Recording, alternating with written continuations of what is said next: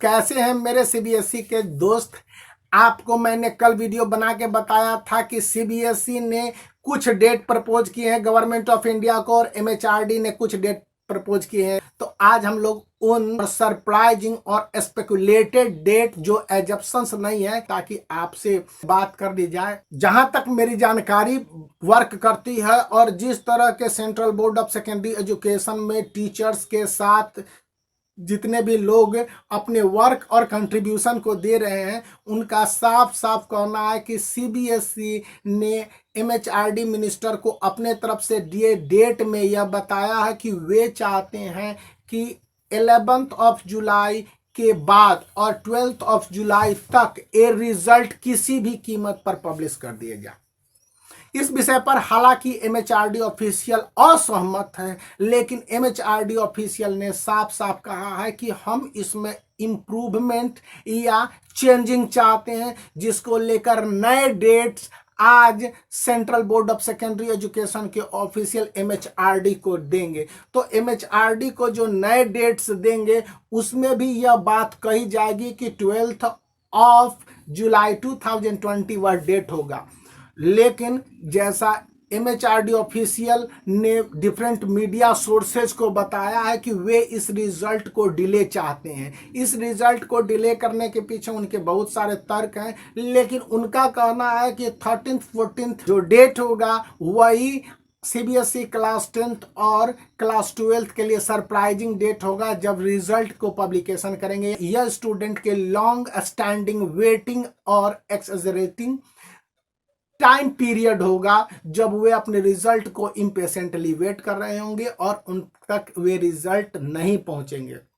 Result के नहीं पहुंचने के कारण और स्टूडेंट के होने वाली प्रॉब्लम, जैसे क्लास 12th के स्टूडेंट जो डीयू या फिर देश के अन्य यूनिवर्सिटी में एडमिशन चाहते हैं उनके लिए कई सारे प्रोविजन कर दिए गए हैं। मतलब कि वो अप्लाइड फॉर्म में अपने दावेदारी को प्रेजेंट कर सकते हैं। जिस तरह की बातें कही गई हैं कि क्लास 12th के बोर्ड एग्जामिनेशन के रिजल्ट कैसे हैं, ये बताते हैं कि रिजल्ट पहले से दुरुस्त है। जो भी रिजल्ट आए हैं वह स्टूडेंट के लिए यह बताते हैं कि 90% से ऊपर क्लास 12th में मार्क्स प्राप्त करने वाले स्टूडेंट की संख्या करीब अबाउट मैं बता दे रहा हूं 90,000 से ऊपर है और यह संख्या उससे भी ज्यादा जा सकती है। मार्क्स इंप्रूवमेंट की पॉलिसी लगा दी गई है जिस बात का एक्सपेक्टेशन कर रहे थे। मॉडरेशन ने किसी तरह का इफेक्ट डाला है या नहीं डाला, इस विषय पर मीडिया को कोई स्पष्ट जानकारी नहीं है। किसी सब्जेक्ट में किसी रीजन में मार्क्स मिले हैं ये तो क्लियर है, लेकिन सारे रीजन में अलग अलग मार्क्स दिए गए तो ये बारे में बताना मुश्किल है। ग्रेस मार्किंग भी दिए गए हैं, लेकिन जो सबसे बड़ी बात की गई है सीबीएसई क्लास 10th के स्टूडेंट के साथ कि उन्हें मिनिमम 35 से 40% मार्क्स देने की पूरी वकालत की गई है। यानी कि स्टूडेंट के फेल करने की दर बहुत कम होने वाली है सीबीएसई क्लास 10th में। जब उन्हें मिनिमम मार्क्स मिल ही जाएंगे तो सीबीएसई क्लास 10th के स्टूडेंट जो थोड़े से कैपेबल होंगे, उन्होंने आंसर को लिखा होगा या उनके प्रेजेंटेशन बेहतर होंगे, उनको मार्क्स दिए गए। जहां तक क्लास 12th की बात है, हाई स्कोरिंग पर वहां पर स्ट्रगल होने वाला है, क्योंकि हाई स्कोरिंग कुछ स्टूडेंट को मार्क्स मिले हैं जो 80 से अबव और 95 तक एक्सेस किए हैं। 95 से आगे एक्सेस करने वाले स्टूडेंट तो ऑलरेडी कंसिडर्ड टॉपर होते हैं, तो वहां पर उन सब की बातें भी नहीं की गई है। लेकिन जहां तक क्लास 12th में 80% से ऊपर, 85% से ऊपर और 90% से ऊपर स्टूडेंट जिनको स्कोरिंग बढ़े हैं, इस विषय को कोई भी डेटा रिलीज नहीं किया गया है। मतलब इन्हें हाइडिंग करके रखा गया है। तो इससे ये पता चलता है कि इस बार टॉपर्स पिछले साल की तुलना में दुगना होने वाले हैं। क्लियर बात, क्योंकि ए टॉपर्स जो 80% से ऊपर लाएंगे और 95% तक रहेंगे। पिछले साल के जो भी डेटा है 2019 का आप निकाल लेंगे और इस बार के डेटा को कंपेयर कर लेंगे, साफ साफ पता चलेगा कि टॉपर कितने बढ़ जाएंगे। लगभग डबल हो जाएंगे क्लास 12th में। क्लास 10th में हाई स्कोरिंग तो वैसे भी बहुत ज़्यादा जाता है, इसको लेकर कोई डाउट नहीं होता है। लेकिन जब आप देखेंगे इस पूरे सिस्टम को, तो पता चलेगा कि इस बार क्लास 10th में हाई स्कोरिंग करने वाले स्टूडेंट जो 75 से ऊपर और 95 तक पहुंचेंगे, इनकी संख्या 3 लाख से ऊपर बताई गई है।